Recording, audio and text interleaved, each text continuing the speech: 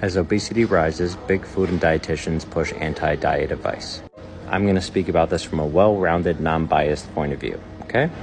I've been in the fitness and wellness industry for over 18 years. I came from being an obese kid, so I had severe body dysmorphia, and I suffered from severe eating disorders for over 8+ years. I did not seek any clinical treatment. I really should have.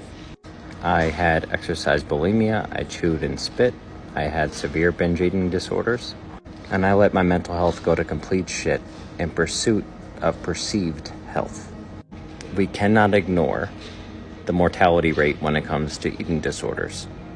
We cannot ignore a society that promotes being as jacked and big as possible, or as tiny and petite as possible by any means possible, at the expense of physical and mental health. Now that what I just described is diet culture.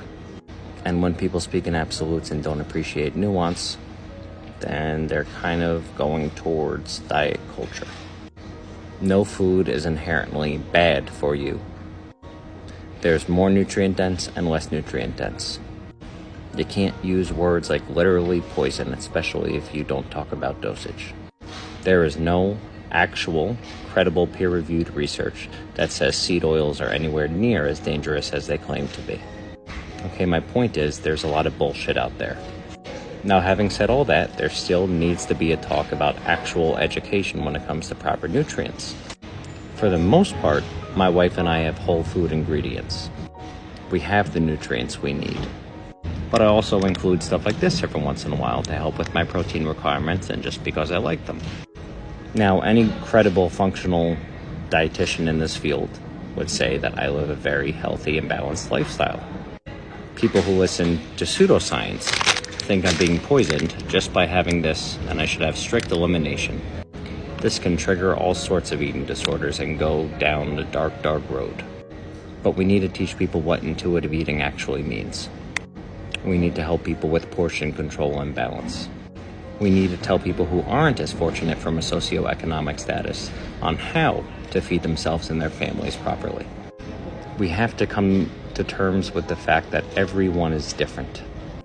We're all unique individuals with unique circumstances, and we need to approach this as such.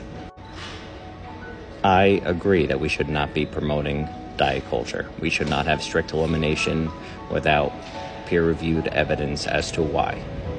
But we also can't turn a blind eye to certain habits and behaviors and portion sizes and selections that may not be conducive to our health. If we can meet in the middle while factoring in someone's mental health and their quality of life, then we can really make a lot of improvements. But the issue is, people need to be polarizing in order to get views. In 90 seconds, you can't really explain the complexity and the nuance of this. So it's either extreme diets or extreme freedom. At the end of the day, you gotta find what just works for you. Are you moving closer to your goal or further away from your goal? Are you feeling more energetic and pain-free, or are you feeling sluggish, bloated, and inflamed? These are all things that you have to really face in order to thrive. Okay, I hope this was the well-rounded answer that I thought it was, and I hope everyone learns from this. Take care.